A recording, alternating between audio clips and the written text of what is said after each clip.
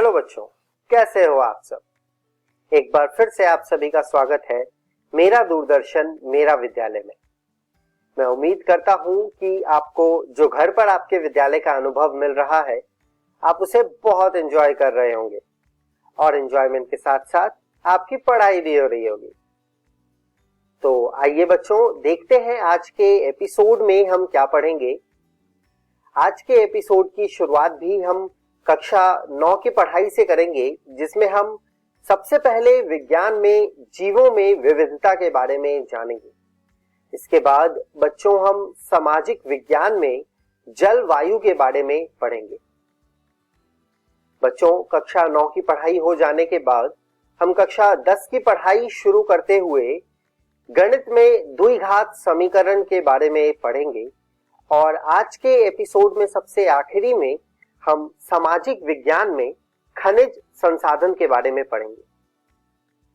बच्चों, आप सभी ने अपना कॉपी और कलम तो ले ही लिया होगा, तो आइए देरी न करते हुए शुरू करते हैं आज का एपिसोड। नमस्कार दोस्तों, आज जो हम अध्याय करने जा रहे हैं उसका नाम है जीवों में विविधता। आज हम इसका चौथा भाग करेंगे। तो चलिए जानते हैं कि इस भाग में हम क्या क्या जानने वाले हैं। तो सबसे पहले हम बात करने वाले हैं प्रोटिस्टा की और उसके बाद हम बात करेंगे फंजाई ग्रुप की। तो चलिए शुरुआत करते हैं प्रोटिस्टा को समझते हुए।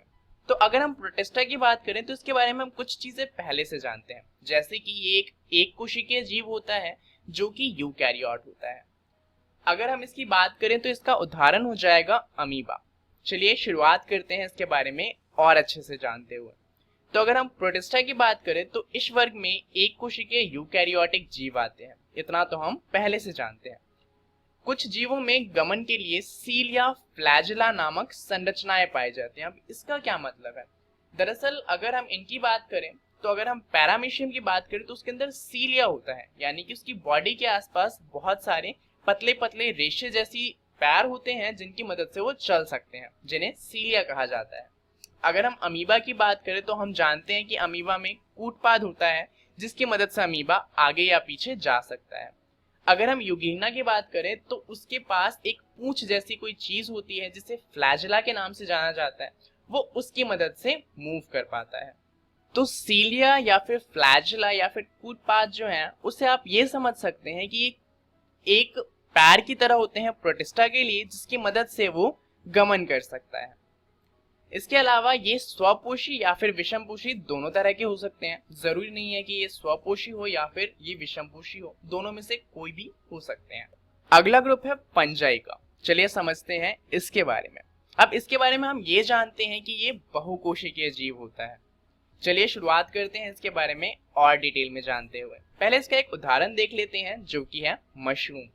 अब अगर हम फंजाई की बात करें तो फंजाई विषमपोषी यूकैरियोटिक जीव होते हैं, यानी कि ये अपना खाना खुद नहीं बना सकते और इनमें कोशिकाएं यूकैरियोटिक होती हैं।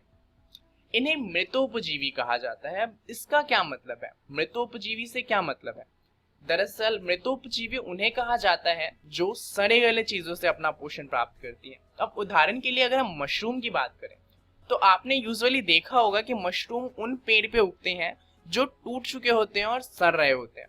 तो मृतोपजीवी में जितने भी जीव हैं वो ऐसे ही होते हैं जो सड़े गले चीजों से अपना पोषण प्राप्त करते हैं और इसीलिए इन्हें कहा जाता है मृतोपजीवी, बिकॉज मृत चीजों पे ये जीवित रहते हैं। तो होपफुली आपको मृतोपजीवी समझ आ गया होगा। इसके अलावा इनमें काइटिन नामक जटिल शर्करा की बनी हुई कोशिका भित्ति पाई जाती है। तो हमें यह भी पता चल गया कि फंजाई के अंदर कोशिका भित्ति होती है जो कि काइटिन नामक जटिल शर्करा से बनी होती है। अब अगर हम फंजाई की बात कर रहे हैं तो इसके साथ साथ हमें एक अनोखे जीव की बात करना भी जरूरी हो जाता है, जो कि दरअसल एक पौधा है। अब अगर हम फंजाई की बात करें, जिसे हम कवक के नाम से भी जानते हैं, तो कवकों की कुछ प्रजातियां ऐसी हैं जो नीले हरित शैवाल यानी कि साइनोबैक्टीरिया के साथ स्थायी अंतर संबंध बनाती हैं। इन संबंधों को कहा जाता है सहजीविता। अब इसमें होता क्या है कि एक तो कवक होगा और दूसरा होगा शैवाल, और दोनों आपस में एक दूसरे के साथ रहेंगे। अब जैसे कि हम जानते हैं कवक यानी कि फंजाई जो है वो खुद से खाना नहीं बना सकता, तो जो शैवाल होगा वो खाना बनाएगा और जो कवक होगा वो उस खाने को खाएगा। और इस तरह से इन दोनों में अंतर संबंध होता है और इसलिए इसे सहजीविता कहते हैं। यहाँ पर इसका उदाहरण है लाइकेन। लाइकेन एक ऐसा पौधा है जो आधा कवक से मिलकर बना है और आधा नीले हरित शैवालों से मिलकर बना है। अब जो लाइकेन है वो बहुत अनोखा पौधा है। चलिए जानते हैं इसकी प्रॉपर्टी क्या क्या है। अगर हम इसकी बात करें तो ये सबसे अधिक हरा पौधा माना जाता है, जबकि इसका आधा भाग तो पौधा कहला ही नहीं सकता क्योंकि वो आधा भाग खाना बना ही नहीं सकता, फिर भी इसे सबसे अधिक हरा पौधा माना जाता है। इसके अलावा ये प्रदूषण का सूचक भी होता है। दरअसल जो लाइकेन होता है वो जिस भी एरिया में रहता है तो वहां से जो आसपास की हवा और वातावरण होता है उससे बहुत ज्यादा इंटरेक्ट करता है। तो इससे होता क्या है कि अगर वायु में बहुत ज्यादा प्रदूषण होता है तो जो लाइकेन होता है उसका कलर बदल जाता है या फिर धीरे धीरे वो मर जाता है। तो अगर किसी एरिया में लाइकेन नहीं है इसका मतलब वहां पर वायु प्रदूषण बहुत ज्यादा है, या फिर अगर वो हरा ना होकर किसी और रंग में है या थोड़ा काला पड़ चुका है तो हम ये कह सकते हैं कि उस एरिया का वातावरण स्वच्छ नहीं है। इसके अलावा ये अम्ल एवं क्षारक का भी सूचक है। दरअसल लिटमस पेपर का नाम तो आपने सुना ही होगा। दरअसल लाइकेन जो होता है उसकी मदद से लिटमस पेपर को बनाया जाता है। और इसके अलावा हम एक बात तो जानते ही हैं कि ये फंजाई और शैवाल दोनों के साथ रहने से बनता है। तो ये है लाइकेन की प्रॉपर्टी। तो हम प्रोटिस्टा और फंजाई के बारे में पढ़ चुके हैं। अब इसके बाद जो ग्रुप बचते हैं वो है प्लांटे और एनिमिलिया। परंतु ये जो दोनों ग्रुप हैं ये बहुत बड़े बड़े ग्रुप हैं, तो इस वीडियो में हम सिर्फ उनका ओवरव्यू जानेंगे और दरअसल उनकी बात डिटेल में हम आगे की वीडियोस में करेंगे। तो अगर हम प्लांटे की बात करें तो इसमें सारे के सारे पौधे और पेड़ इसी के अंदर आते हैं। यहाँ पर कोशिका भित्ति वाले बहुकोशिकीय यूकैरियोटिक जीव पाए जाते हैं। ये स्वपोषी होते हैं और इनमें प्रकाश संश्लेषण के लिए क्लोरोफिल का इस्तेमाल होता है। इसके जो अलग अलग ग्रुप हमने बनाए हैं यानी कि प्लांटे के जो हमने अलग अलग विभाजन किए हैं वो है थैलोफाइटा, ब्रायोफाइटा, टेरिडोफाइटा, जिम्नोस्पर्म और एंजियोस्पर्म। आगे की वीडियो में हम इन्हीं के बारे में और डिटेल में जानेंगे। अगर हम एनिमिलिया की बात करें तो इसमें सारे के सारे जानवर आते हैं। ये यूकैरियोटिक होते हैं, बहुकोशिकीय होते हैं, परंतु ये विषमपोषी जीव होते हैं। इसके अलावा इनकी कोशिकाओं में कोशिका भित्ति नहीं पाई जाती है। अब अगर हम इनकी बात करें तो इन्हें भी हमने बहुत सारे ग्रुप में बांटा हुआ है, जैसे कि Porifera, Coelenterata, Platyhelminthes, Nematoda, Annelida, Arthropoda, Mollusca, Echinodermata, Protochordata और वर्टिब्रेटा। तो एनिमिलिया को हमने 10 अलग अलग भागों में बांटा हुआ है। तो आगे की वीडियोस में हम इन 10 भागों के बारे में भी जानेंगे। इस वीडियो के लिए इतना ही। चलिए जानते हैं इस वीडियो में हमने क्या क्या सीख लिया। तो सबसे पहले हमने बात करी प्रोटिस्टा की और फिर हमने जाना फंजाई के बारे में और उसके बाद हमने ओवरव्यू लिया प्लांटे और एनिमिलिया का। तो इसके बारे में आप अपनी एनसीईआरटी की किताब से पढ़ लीजिएगा। अगली वीडियो में हम बात करने वाले हैं प्लांटे की। इस वीडियो के लिए इतना ही। धन्यवाद। Daily test 4। पहला प्रश्न, निम्नलिखित में से कौन प्रोटिस्टा का उदाहरण नहीं है? Option A amoeba, option B paramecium, option C euglena and option D lichen. दूसरा प्रश्न, पैरामीशियम डैश की सहायता से चलता है? Option A cilia, option B flagella, option C कूटपाद एंड ऑप्शन डी पैर। तीसरा प्रश्न, प्रोटिस्टा डैश होते हैं? ऑप्शन ए स्वपोषी, ऑप्शन बी विषमपोषी, ऑप्शन सी स्वपोषी तथा विषमपोषी दोनों एंड ऑप्शन डी इनमें से कोई नहीं। चौथा प्रश्न, फंजाई में पोषण का क्या तरीका है? ऑप्शन ए सहजीवी, ऑप्शन बी मृतोपजीवी, ऑप्शन सी स्वपोषी एंड ऑप्शन डी परजीवी। पांचवा प्रश्न, लाइकेन किन जीवों से मिलकर बना है? ऑप्शन ए फंजाई और प्लांटे, ऑप्शन बी फंजाई और शैवाल, ऑप्शन सी कवक और पशु एंड ऑप्शन डी इज शैवाल और प्रोटिस्टा। सही उत्तर, पहले प्रश्न का उत्तर है डी, दूसरे प्रश्न का उत्तर ए, तीसरे प्रश्न का उत्तर सी, चौथे प्रश्न का उत्तर बी और पांचवें प्रश्न का उत्तर बी। नमस्कार दोस्तों, आज हम अध्याय 4 जलवायु की भाग 2 की चर्चा करेंगे। दोस्तों, इस वीडियो में हम देखेंगे भारतीय जलवायु को प्रभावित करने वाले कारक। तो आइए मित्रों, आगे बढ़ते हैं। आगे बढ़ते हुए हम जलवायु पे चर्चा को जारी रखते हुए भारतीय जलवायु को प्रभावित करने वाले कारक की चर्चा करेंगे। दोस्तों, जब हम बात करते हैं भारतीय जलवायु को प्रभावित करने वाले कारकों की, तो इसमें मुख्यतः आते हैं आपके 4 कारक। पहला अक्षांश, दूसरा ऊंचाई, तीसरा वायुदाब और चौथा पवन। चलिए दोस्तों, अब हम आगे बढ़ते हैं। आगे बढ़ते हुए हम जलवायु की चर्चा को जारी रखते हुए भारतीय जलवायु को प्रभावित करने वाले सभी कारकों की एक एक करके चर्चा करेंगे। तो हमारा पहला कारक है अक्षांश। दोस्तों, कर्कवृत्त देश के मध्य भाग पश्चिम में कच्छ के रण से लेके पूर्व में मिजोरम से होके गुजरती है। देश का लगभग आधा भाग कर्कवृत्त के दक्षिण में स्थित है, जो कि उष्णकटिबंधीय क्षेत्र है। कर्कवृत्त के उत्तर में स्थित शेष भाग को उपोष्णकटिबंधीय कहते हैं। इसलिए भारत की जलवायु में उष्णकटिबंधीय जलवायु और उपोष्णकटिबंधीय जलवायु दोनों की विशेषताएं उपस्थित है। चलिए दोस्तों, अब हम आगे बढ़ते हैं। आगे बढ़ते हुए हम जलवायु की चर्चा को जारी रखते हुए भारतीय जलवायु को प्रभावित करने वाले दूसरे कारक ऊंचाई की चर्चा करेंगे। दोस्तों, जब हम बात ऊंचाई की करते हैं, तो भारत के उत्तर में हिमालय पर्वत स्थित है, जिसकी औसत ऊंचाई लगभग 6000 मीटर है। भारत का तटीय क्षेत्र भी विशाल है, जहां उसकी अधिकतम ऊंचाई लगभग 30 मीटर है।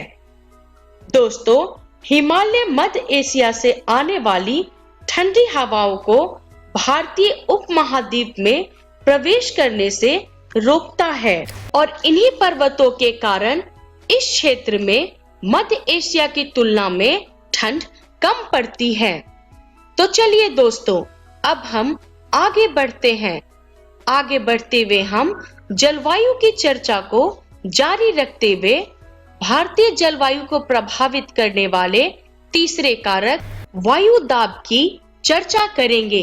दोस्तों, भारत में जलवायु तथा संबंधित मौसमी अवस्थाएं निम्नलिखित वायुमंडलीय अवस्थाओं से संचालित होती हैं।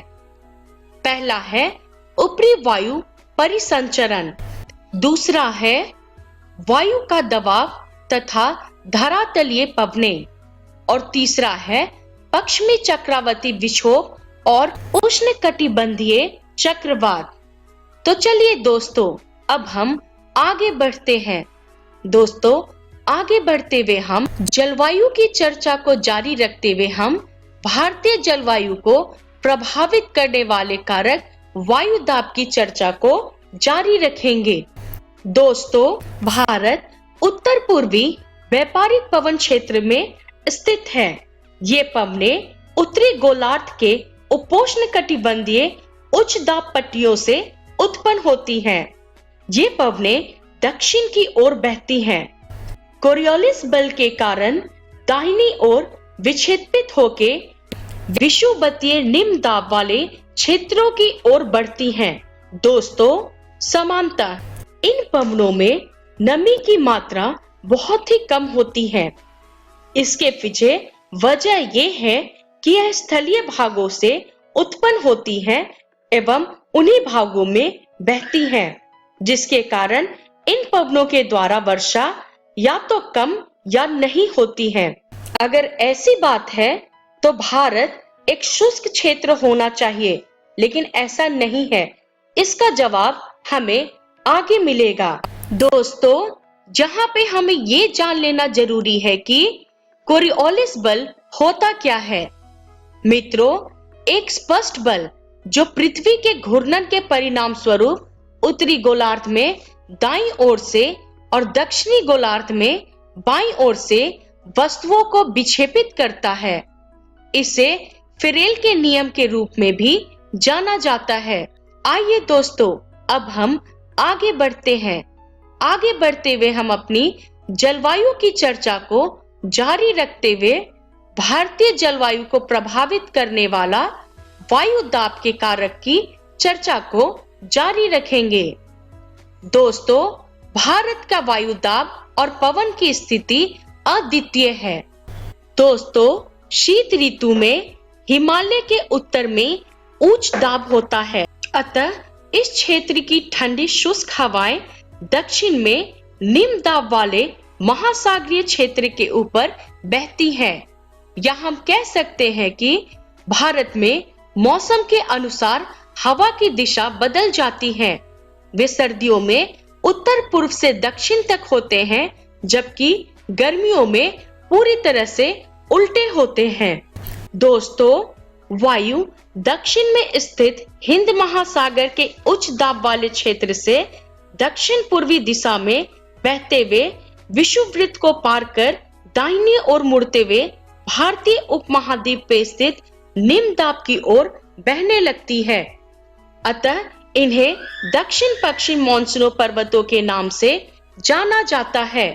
ये पवन कोष्ण महासागरों के ऊपर बहती हैं और नमी ग्रहण करती हैं, जिसकी वजह से भारत में वर्षा होती है। दोस्तों, चलिए अब हम आगे बढ़ते हैं। आगे बढ़ते हुए हम अपनी चर्चा को जारी रखेंगे तथा भारतीय जलवायु को प्रभावित करने वाले कारक वायु दाब की चर्चा को जारी रखते हुए अब हम देखेंगे जेट स्ट्रीम के बारे में। दोस्तों, जेट स्ट्रीम अर्थात जेट धाराएं ये लगभग 27 डिग्री से लेके 30 डिग्री उत्तर अक्षांशों के बीच में स्थित होती हैं। इसीलिए इन्हें उपोष्णकटिबंधीय पश्चिमी जेट धाराएं भी कहा जाता है। दोस्तों, एक जेट स्ट्रीम को तेजी से बढ़ने वाली हवा की एक धारा के रूप में भी परिभाषित किया जाता है, जो आमतौर से कई हजार मील लंबी और चौड़ी होती हैं, लेकिन अपेक्षाकृत पतली भी होती हैं। दोस्तों, ये धाराएं पृथ्वी के वायुमंडल के ऊपरी स्तरों पे ट्रोपोपॉज में पाए जाते हैं। ट्रोपोपॉज बेसिकली क्षोभ मंडल और समताप मंडल के बीच की सीमा को कहते हैं। दोस्तों, गर्मियों में इन हवाओं की गति 110 किलोमीटर प्रति घंटा होता है, जबकि सर्दियों में इनकी गति 184 किलोमीटर प्रति घंटा होती है। चलिए दोस्तों, अब हम आगे बढ़ते हैं। आगे बढ़ते हुए हम जलवायु की चर्चा को जारी रखते हुए भारतीय जलवायु को प्रभावित करने वाले कारक वायु दाब की चर्चा करेंगे।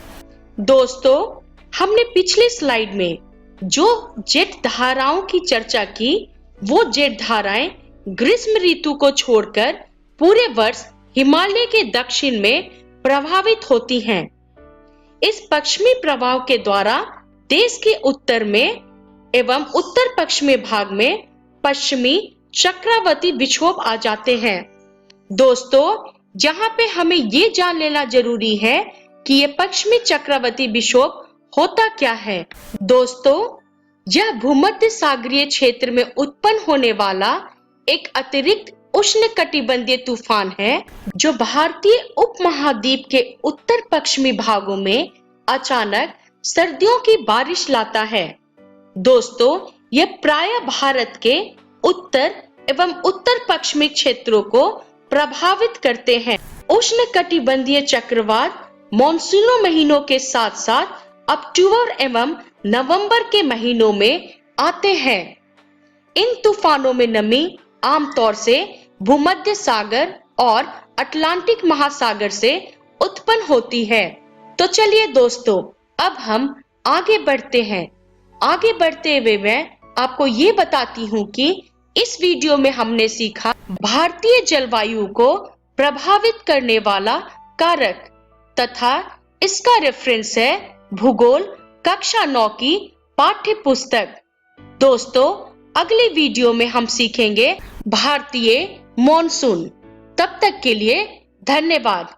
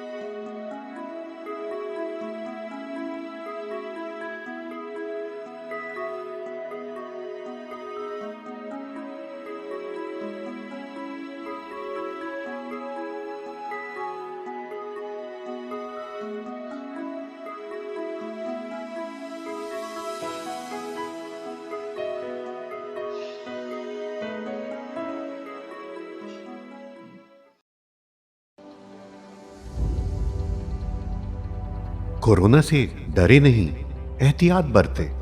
वैसे तो स्वच्छता और व्यक्तिगत साफ सफाई हर समय जरूरी है, लेकिन अभी कोरोना महामारी फैलने के दौर में यह एकदम आवश्यक हो गई है। बस यह जानने की जरूरत है कि साफ सफाई करने के दौरान आप किन बातों के प्रति विशेष तौर पर सजग रहें। आइए इसे बिंदुवार समझ लें। हाथ को अच्छी तरह से साबुन पानी या हैंड वॉश से कम 20 सेकंड तक धोएं या अल्कोहल सैनिटाइजर से साफ करें। होटल या किसी कार्यालय में जाएं तो वहां उपलब्ध हैंड वॉशिंग प्रोटोकॉल के अनुसार अपने हाथों को साफ करें। कोरोना संक्रमित या कोरोना संदिग्ध व्यक्ति या खांस छींक रहे व्यक्ति से कम 1 मीटर की दूरी बनाए रखें। भीड़ भाड़ में मास्क लगाए रखें या मुंह नाक को ढक कर रखें। यदि घर में कोरोना संक्रमित व्यक्ति क्वारंटाइन में है तो उसके व्यक्तिगत उपयोग की चीजों जैसे बर्तन, ग्लास, कप, तौलिया, बिस्तर का इस्तेमाल न करें। फर्श और अन्य सतहों को घर में रोजाना प्रयोग किए जाने वाले ब्लीच घोल या फिनाइल से साफ करते रहें। शौचालय को भी घर में रोजाना प्रयोग किए जाने वाले ब्लीच घोल या फिनाइल से साफ करते रहें। ऑनलाइन सामान मंगाने पर डिलीवरी करने वाले व्यक्ति नियमित आने वाले घरेलू सामान जैसे दूध, अखबार इत्यादि के लिए सुरक्षात्मक तरीके अपनाएं। बस, ट्रेन, ऑटो, टैक्सी, दुकान के काउंटर के संपर्क में आने पर भी एहतियात बरतें। जनहित में जारी राज्य स्वास्थ्य समिति बिहार। अधिक जानकारी के लिए संपर्क करें टोल फ्री नंबर 104। नमस्कार दोस्तों, आज हम एक नया चैप्टर शुरू करेंगे जिसका नाम है द्विघात समीकरण।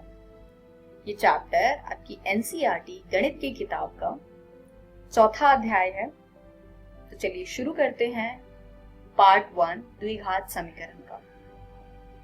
पार्ट 1 में हम पढ़ेंगे भूमिका। चलिए शुरू करते हैं भूमिका से। पहले जान लेते हैं द्विघात का अर्थ क्या होता है तथा समीकरण का अर्थ क्या होता है, यानी कि द्विघात समीकरण से हमें क्या समझ आता है। उसके लिए इस बहुपद को देखिए, x वर्ग प्लस 43x माइनस 7। अब आप इसको ध्यान से देखेंगे तो हमें यहाँ पर दिख रहा है कि इस बहुपद की घात 2 है, यानी कि सबसे बड़ी पावर जो है इसकी वो 2 है, तो इसीलिए हम इसको द्विघात कहते हैं। तथा क्योंकि बराबर में 0 है इसलिए हम इसको समीकरण कहते हैं, यानी कोई बहुपद जिसकी घात 2 हो तथा जिसके बराबर में 0 हो या कोई भी संख्या हो, यानी कि जिसके बीच में बराबर का साइन आता हो, इसको हम कहते हैं द्विघात समीकरण। यानी कि इसमें कुछ लेफ्ट हैंड साइड यानी दायां पक्ष होगा और राइट हैंड साइड यानी कि बायां पक्ष होगा।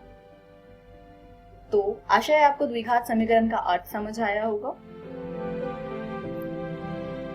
ये 2 चीजें बहुत इंपॉर्टेंट है इसके लिए, घात 2 होना तथा बराबर का साइन होना। अब देखते हैं परिभाषा। आपने विभिन्न प्रकार के बहुपदों का अध्ययन किया है।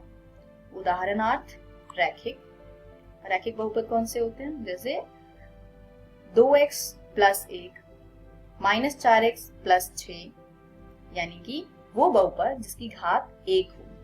इसी के साथ द्विघात यानी कि जिसकी घात 2 हो, जैसे कि x वर्ग प्लस 43x माइनस 7, 2 गुने में x वर्ग माइनस 3x प्लस 1।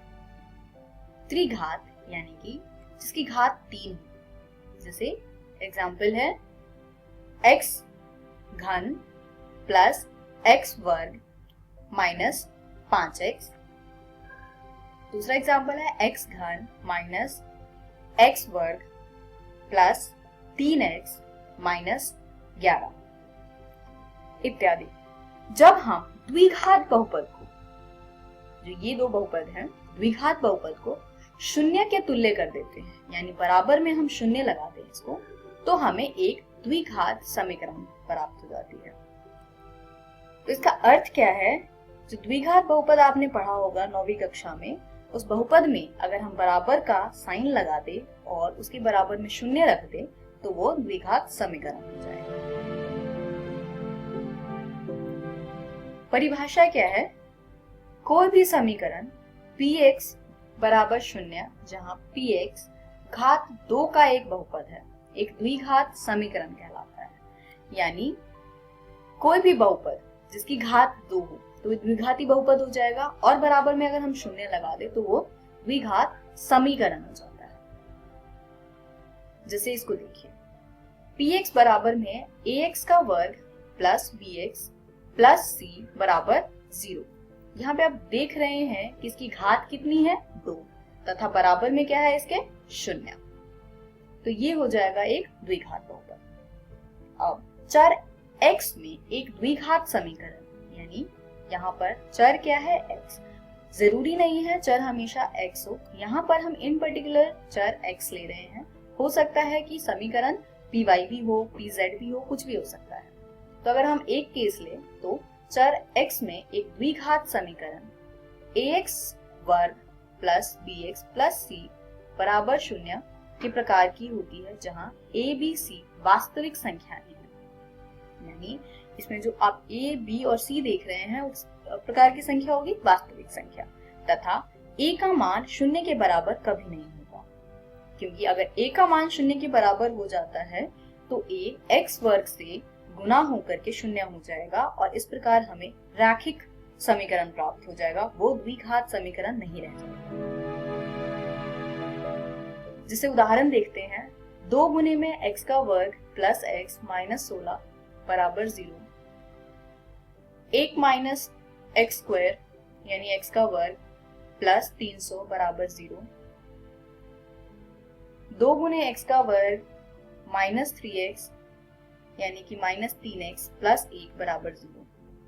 तो ये है द्विघात बहुपद के एग्जाम्पल।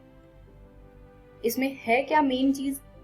एक तो ये कि x स्क्वायर के साथ जो गुणांक है a वो कभी भी 0 के बराबर नहीं होगा, साथ ही जो वेरिएबल है, चर है, यहाँ पर उसकी घात कितनी होगी? 2।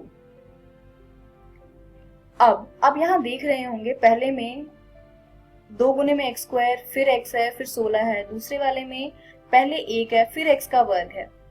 तो यहां से हमारे पास एक ये चीज आती है कि क्या हम हमेशा x वर्ग को सबसे पहले, फिर x को और फिर अचर संख्या को लिखते हैं, या आगे पीछे भी लिखते हैं? तो हम आगे पीछे भी लिख सकते हैं, वो भी एक द्विघात समीकरण होगा। पर जब हम इसको इस प्रकार से लिखते हैं, यानी कि सबसे पहले वर्ग वाली संख्या, फिर उसके बाद जिसके पावर 1 है, और उसके बाद अचर संख्या, यानी x वर्ग सबसे पहले, फिर x, फिर उसके बाद अचर संख्या, तो इसको कहते हैं समीकरण का मानक रूप। समीकरण के मानक रूप की परिभाषा क्या है? जब हम px बराबर 0 के पद घातों के घटते क्रम में लिखते हैं, घात जो सबसे पहले 2, फिर 1, फिर 0, इस क्रम में लिखते हैं, तो हमें समीकरण का मानक रूप प्राप्त होता है, अर्थात ax का वर्ग प्लस bx प्लस c बराबर 0, जहां a 0 के बराबर नहीं है। तो इसको हम मानक रूप कहते हैं। और इसके अलावा अगर हम इसको आगे पीछे लिखें तो वो समीकरण तो रहेगा पर वो उसका मानक रूप नहीं होगा। तो चलिए उदाहरण देखते हैं। जांच कीजिए कि निम्न द्विघात समीकरण है या नहीं। तो हमें ये बताना है कि नीचे दी हुई जो समीकरण है क्या ये द्विघात समीकरण है या नहीं है। इसके लिए हम इसको हल करेंगे फिर देखेंगे। पहला उदाहरण है x माइनस 2 का वर्ग प्लस 1 बराबर 2 गुने x माइनस 3। दूसरा एग्जाम्पल है x गुने में x प्लस 1 यानी x प्लस 1 प्लस 8 बराबर x प्लस 2 गुने में x माइनस 2। तो इसको हम हल करेंगे। करते हैं पहला क्वेश्चन। बायां पक्ष यानी लेफ्ट हैंड साइड क्या है, x माइनस 2 का वर्ग प्लस 1। तो x माइनस 2 को हल करने के लिए हम क्या करेंगे, हम a minus B whole square का फॉर्मूला लगाएंगे। यानी कि a minus B whole square बराबर है a square minus 2ab plus b square. इसको हम लगाएंगे, इसको हल करेंगे। तो x माइनस 2 होल स्क्वायर यानी x माइनस 2 का वर्ग बराबर हो जाएगा x स्क्वायर यानी x का वर्ग माइनस 4x प्लस 4 प्लस में 1। अब इसके हम समान पद को जोड़ें तो ये हो जाएगा x वर्ग माइनस 4x प्लस 5। इसलिए हम x माइनस 2 वर्ग प्लस 1 बराबर 2 गुने में x माइनस 3 को x वर्ग माइनस 4x प्लस 5 बराबर 2 गुने x माइनस 3 लिख सकते हैं। अब हम इसमें समान पद को साथ में जोड़े और घटाएं तो ये आ जाएगा x वर्ग माइनस 6x प्लस 8 बराबर 0। तो अब इसको आगे हल नहीं किया जा सकता है, यानी आगे हम इसको जोड़ घटा करके हल नहीं कर सकते। तो अब आप इसको ध्यान से देखिए। यहाँ पे हमें दिख रहा है कि x की घात क्या है 2 तथा यहाँ पर बराबर ये भी साइन है, यानी ये है ax वर्ग प्लस bx प्लस c बराबर 0 के प्रकार का। इसलिए हम कहेंगे कि दिया गया समीकरण एक द्विघात समीकरण है। चलिए अगला उदाहरण देखते हैं। अगले को अगर हम हल करें तो लेफ्ट हैंड साइड पर क्या है, x गुने में x प्लस 1 प्लस में 8। अब बाहर वाले x से अगर हम x प्लस 1 को गुना करें तो ये आ जाएगा x वर्ग प्लस x प्लस 8। इस तरीके से राइट हैंड साइड वाले को हल करते हैं। राइट हैंड साइड पर क्या था, x प्लस 2 गुने में x minus 2।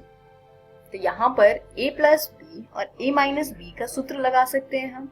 a plus B और a माइनस बी क्या होता है, a का वर्ग माइनस b का वर्ग। ये आ जाएगा x का वर्ग माइनस 2 का वर्ग यानी कि 4। अब लेफ्ट हैंड साइड बराबर है राइट हैंड साइड के, यानी बायां पक्ष बराबर है दायां पक्ष के। तो हम x गुने में x जमा 1 यानी x गुने में x प्लस 1 प्लस 8 बराबर x प्लस 2 गुने में x माइनस 2 को x वर्ग प्लस x प्लस 8 बराबर x वर्ग माइनस 4 लिख सकते हैं। अब अगेन हम इसको आगे हल करें तो अब देख रहे हैं बाएं पक्ष में x का वर्ग है और दाएं पक्ष में भी x का वर्ग है, ये आपस में कट जाएंगे क्योंकि दूसरी तरफ अगर हम x वर्ग को लेके जाते हैं तो पहले वाले x वर्ग से घट करके 0 के बराबर हो जाएगा। तो हमारे पास बच गया x प्लस 12 बराबर 0। यानी अब आप देख सकते हैं यहाँ पर बराबर का साइन तो है, यानी ये समीकरण तो है, पर x की घात क्या है, यहाँ पर x की घात है 1। तो ये द्विघात समीकरण नहीं है, ऑल्दो ये समीकरण है। तो यह a गुने x वर्ग प्लस bx प्लस c बराबर 0 के प्रकार का नहीं है। इसीलिए दिया गया समीकरण एक द्विघात समीकरण नहीं है। अब आप देख रहे होंगे कि यहाँ पे दो चीजें क्या थी, एक तो बराबर का साइन होना चाहिए और दूसरा क्या है, घात 2 होनी चाहिए। बराबर का साइन है इसलिए समीकरण है और घात 2 नहीं है इसलिए द्विघात नहीं है, इसलिए एक द्विघात समीकरण नहीं है। इस वीडियो में हमने सीखा भूमिका यानी एक द्विघात समीकरण क्या होता है, जो कि a गुने में x वर्ग प्लस b गुने में x प्लस c बराबर 0 के हो। हम अगली वीडियो में गुणनखंडों द्वारा द्विघात समीकरण का हल सीखेंगे। इसका मतलब क्या है, अभी वाली वीडियो में हमने ये देखा कि द्विघात समीकरण क्या होता है। अगली वीडियो में हम ये देखेंगे कि द्विघात समीकरण को गुणनखंड मेथड द्वारा कैसे हल करेंगे, और हल करने का अर्थ क्या होता है कि जो x है द्विघात समीकरण में, उस x का मान निकालना, ऐसा मान निकालना ताकि जब हम समीकरण में x को प्रतिस्थापित करें उस पर्टिकुलर मान से, तो जो आंसर हो वो 0 के बराबर आ जाए। तो ये हम सीखेंगे हमारी अगली वीडियो में। तब तक के लिए आप 4.1 एक्सरसाइज हल करें तथा उससे पहले के जितने भी उदाहरण हैं उनको हल करें। धन्यवाद।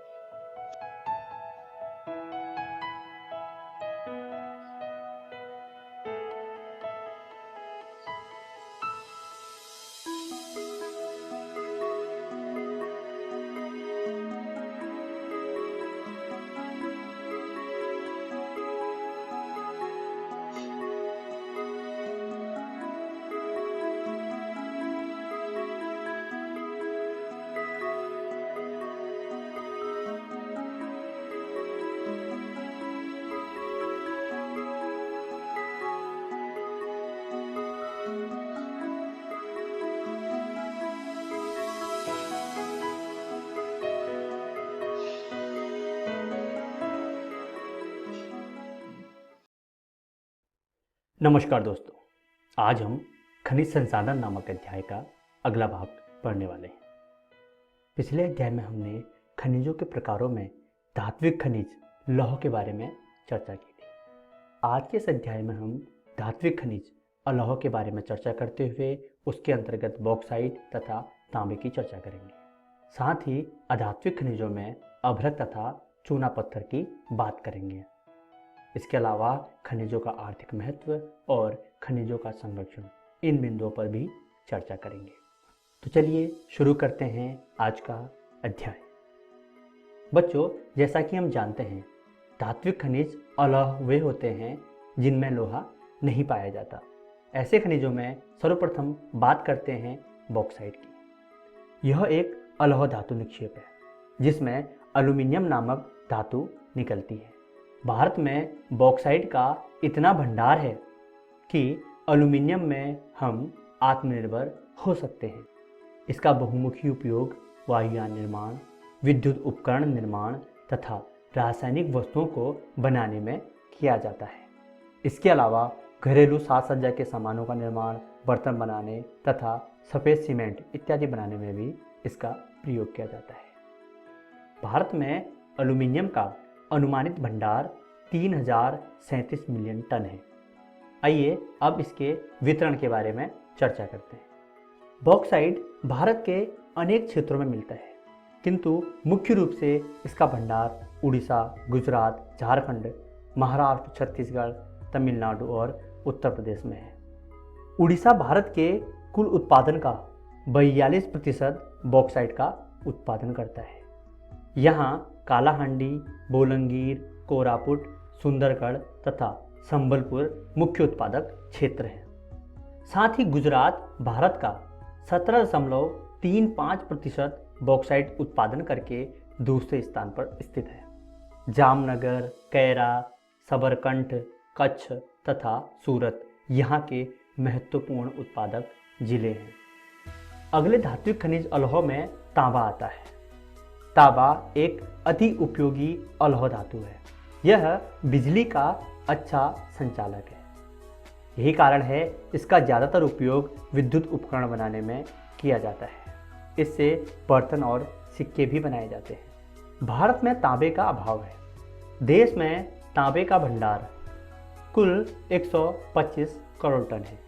हिंदुस्तान कॉपर लिमिटेड तांबे का खनन और प्रगलन का कार्य करती है। आइए तांबे के वितरण के बारे में चर्चा कर लेते हैं। झारखंड के सिंहभू जिले में तांबे का सबसे ज़्यादा उत्पादन होता है। इसके अलावा हजारीबाग तथा पलामू जिले में भी अल्प मात्रा में तांबा पाया जाता है। साथ ही राजस्थान के खेतड़ी सिंघाना में तांबे का विस्तृत क्षेत्र है और मध्य प्रदेश के बालाघाट में भी तांबे की खानें दिखाई देती हैं। चलिए दोस्तों, बात करते हैं अधात्विक खनिज की। अधात्विक खनिज उन्हें कहते हैं जिनमें धातु नहीं पाया जाता। अधात्विक खनिज बिजली के कुचालक होते हैं, इसीलिए इनका औद्योगिक विकास में बहुत योगदान होता है। चलिए अधात्विक खनिज अभ्रक की बात करते हैं। बच्चों, भारत विश्व में शीट अभ्रक का एक अग्रणी उत्पादक देश है। भारत में उत्पादन की दृष्टि से अभ्रक की 3 पेटियां हैं जो बिहार, झारखंड, आंध्र प्रदेश तथा राजस्थान राज्यों के अंतर्गत आती है। भारत में अभ्रक के कुल भंडार 59,065 टन है। बिहार तथा झारखंड में उत्तम किस्म का रूबी अभ्रक पाया जाता है। बिहार तथा झारखंड देश का 80% अभ्रक उत्पादन करते हैं। चलिए दोस्तों, बात करते हैं चूना पत्थर की। भारत के चूना पत्थर का 76% प्रयोग सीमेंट उद्योग में किया जाता है और 16% लौह इस्पात तथा 4% रसायन उद्योग में इसका प्रयोग होता है। बाकी 4% का उपयोग उर्वरक, कागज और चीनी उद्योग में होता है। देश का 35% चूना पत्थर मध्य प्रदेश में पाया जाता है। आइए दोस्तों, बात करते हैं खनिजों के आर्थिक महत्व की। पृथ्वी पर जैसे जल और थल अति महत्वपूर्ण खजाने हैं, ठीक उतने ही महत्वपूर्ण हैं खनिज संसाधन। इन खनिजों के अभाव में देश के औद्योगिक विकास को गति तथा दिशा नहीं दी जा सकती, जिसके कारण देश का आर्थिक विकास अवरुद्ध हो जाता है। विश्व के बहुत से देशों में खनिज संपदा राष्ट्रीय आय के प्रमुख स्रोत बने हुए हैं। बच्चों, खनिज ऐसे क्षयशील संसाधन हैं जिन्हें दोबारा नवीनीकृत नहीं किया जा सकता। अतः खनिजों के संरक्षण की परम आवश्यकता है। खनिज उद्योगों का आधार है, किंतु औद्योगिक विकास के लिए खनिजों का अतिशय दोहन और उपयोग उनके अस्तित्व के लिए संकट पैदा कर देते हैं। अतः खनिजों का संरक्षण और प्रबंधन बहुत जरूरी हो जाता है। खनिज संसाधनों के संरक्षण के लिए हमें खनिजों के निरंतर दोहन पर रोक लगानी चाहिए। हमें खनिजों का बचतपूर्वक उपयोग करना चाहिए तथा कच्चे माल के रूप में सस्ते विकल्पों की खोज करनी चाहिए। अगर खनिजों के संरक्षण के साथ साथ प्रबंधन पर भी ध्यान दिया जाए तो खनिज संकट से निपटा जा सकता है। चलिए दोस्तों, देखते हैं आज की वीडियो में हमने क्या क्या सीखा। आज हमने धात्विक खनिज अलौह के अंतर्गत बॉक्साइट तथा तांबे के बारे में, अधात्विक खनिजों में अभ्रक तथा चूना पत्थर के बारे में अध्ययन किया और साथ ही खनिजों का आर्थिक महत्व जानते हुए उनके संरक्षण के बारे में चर्चा की। आशा करते हैं आपको यह वीडियो बहुत पसंद आई होगी। धन्यवाद। खनिज संसाधन। पहला प्रश्न है, बॉक्साइट किस प्रकार का धातु है? लौह, अलौह, उपरोक्त दोनों में से कोई नहीं। भारत में सबसे ज्यादा तांबा किस राज्य द्वारा उत्पादित किया जाता है? बिहार, झारखंड, उत्तर प्रदेश, उड़ीसा। भारत का 76% चूना पत्थर किस उद्योग में उपयोग होता है? लौह इस्पात, रसायन उद्योग, सीमेंट उद्योग, कागज एवं चीनी उद्योग। निम्न में से कौन सा खनिजों के संरक्षण का एक तरीका है? खनिजों के दोहन पर नियंत्रण करना, खनिजों को जेसीबी मशीन से खोदना, खनिजों का फटाफट उपयोग करना, उपरोक्त सभी। अभ्रक उत्पादन में भारत का विश्व में कौन सा स्थान है? पहला, दूसरा, तीसरा, चौथा। इनके सही उत्तर हैं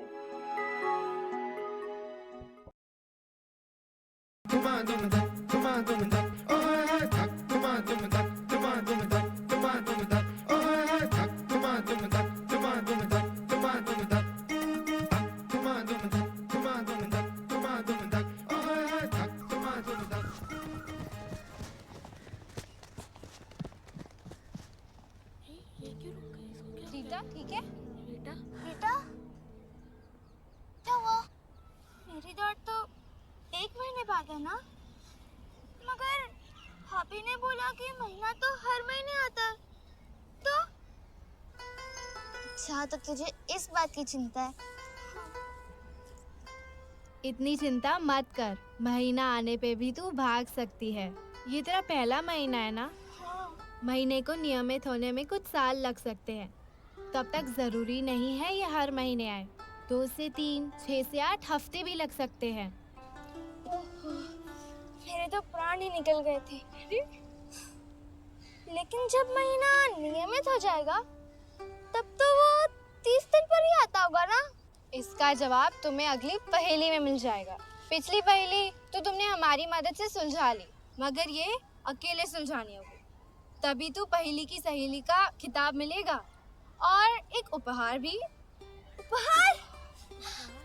जल्दी से बताओ ना पहेली। अच्छा तो सुनो, महीने में एक बार आता, लगभग 28 दिन बाद फिर मुंह दिखाता।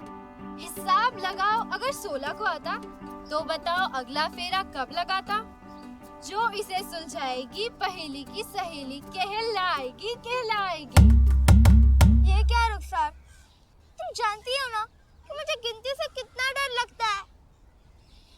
जो डर गया वो मर गया। अच्छा पहेली फिर से सुना।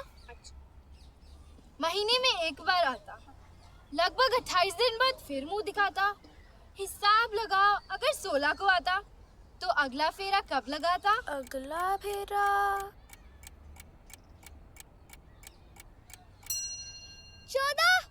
14 तारीख को। हाँ, अरे भारी पहेली की सहेली, पहेली की सहेली, पहेली की सहेली। रुखसार, कहाँ है मेरा उपहार? कल तुम्हारा दर्द देखा नहीं गया, इसलिए ये बनाया। ये है खास कंगन, भाभी ने सिखाया। इससे तुम अंदाजा लगा सकती हो कि महीना कब शुरू होगा और कब खत्म। लेकिन कैसे? बताती हूँ। ये है पहेली की सहेली कंगन। इसमें 28 मोती इसलिए हैं क्योंकि अनुमानन लड़कियों में महीना 28 दिन के बाद आता है। 5 लाल मोती, 13 सफेद मोती और 10 नीले मोती। जैसे महीना शुरू होता है, रबर को लाल मोती के ऊपर ले जाओ, वो हुआ आपका पहला दिन। ऐसे ही हर दिन रबर को सरका के अगले वाले मोती के ऊपर ले जाओ। ज्यादा से ज्यादा महीना 5 दिन तक रहता है, इसलिए 5 लाल मोती। इसके बाद 13 दिन तक आपका शरीर महीने की आने की तैयारी करता है, जो इन 13 सफेद मोतियों से पता चलता है। फिर अगले 10 दिन जो ये नीले मोती हैं, इन दिनों आप महीने के आने की तैयारी करते हैं, क्योंकि महीने के आने का वक्त नजदीक है। जैसे ही महीना आए, रबर को पहले लाल मोती के ऊपर ले जाएं। ये है 28 दिन का महीना चक्र इस छोटे से कंगन में। थैंक यू सहेली। अब तो जब मुझे पता चल गया है कि इस और इस तारीख के बीच में आएगा, तब मैं कपड़े के साथ तैयार रहूंगी। और हाँ, इसके लिए तुम कैलेंडर पर निशान लगाकर भी अगली तारीख का अंदाजा लगा सकती हो। समझी? जी हाँ पहेली की सहेली। तो इसी खुशी में क्यों ना इस कंगन को एक नाम दिया जाए? क्यों? क्या नाम रख सकते हैं? पहेली की सहेली कंगन। हाँ, ये ठीक है। आज हथेली पर ये ट्रॉफी और महीने बाद दौड़ के जीत की ट्रॉफी। ये मेरा वादा है दोस्तों।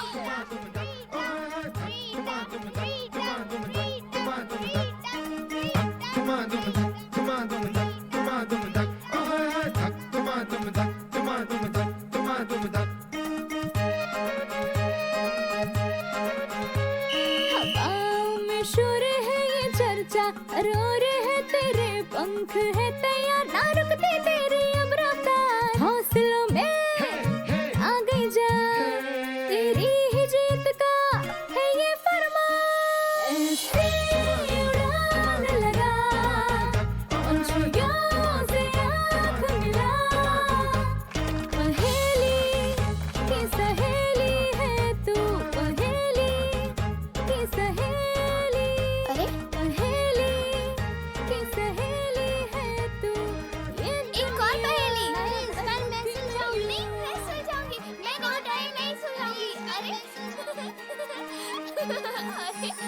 सॉरी अरे खींचो मत।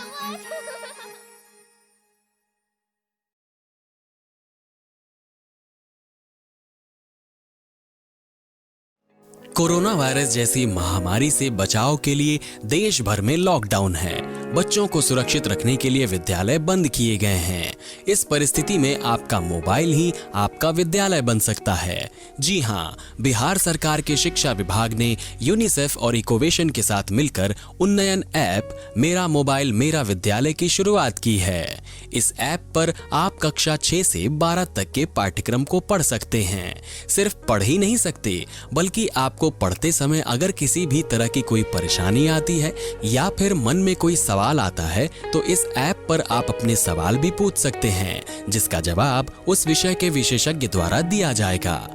तो प्ले स्टोर से अभी डाउनलोड करें उन्नयन ऐप मेरा मोबाइल मेरा विद्यालय और अपने मोबाइल से ही अपने विद्यालय का अनुभव पाएं, वो भी बिल्कुल निशुल्क। घर पर रहें, सुरक्षित रहें, स्वस्थ रहें, पढ़ते रहें, आगे बढ़ते रहें, क्योंकि चाहे कोई भी स्थिति हो, शिक्षा हर बच्चे का अधिकार है। बिहार शिक्षा परियोजना की एक पहल। आशा करता हूं कि आज के एपिसोड में पढ़ाया गया पाठ आपको अच्छे से समझ आया होगा और आपने अपने सवालों को नोट भी किया होगा। तो आप अपने उस सवाल को उन्नयन ऐप पर पोस्ट कर सकते हैं और ग्लोबल एक्सपर्ट से अपने जवाब को पा सकते हैं। बच्चों, आप अपने सवाल को हमारे दिए गए नंबर पर संपर्क कर भी अपने सवालों का हल जान सकते हैं। स्क्रीन पर जो नंबर दिया गया है उसे नोट कर लीजिए। अगर आप हमें ईमेल करना चाहें तो ईमेल भी कर सकते हैं। स्क्रीन पर ईमेल आईडी दी हुई है, नोट कर लीजिए।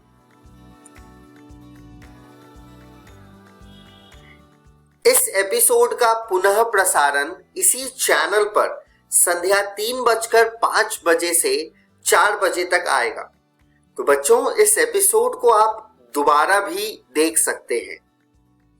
एक आवश्यक सूचना, यह वीडियो बीईपीसी के वेबसाइट पर भी उपलब्ध है, तो आप वेबसाइट नोट कर लीजिए www.bepcssa.in। इस वेबसाइट पर डिजिटल लर्निंग सेक्शन में जाकर भी आप इस वीडियो को देख सकते हैं। मिलते हैं बच्चों अगले एपिसोड में कुछ और रोचक कहानी और कुछ और पाठ के साथ। तब तक के लिए घर पर रहें, सुरक्षित रहें और पढ़ते रहें। बाय बाय बच्चों।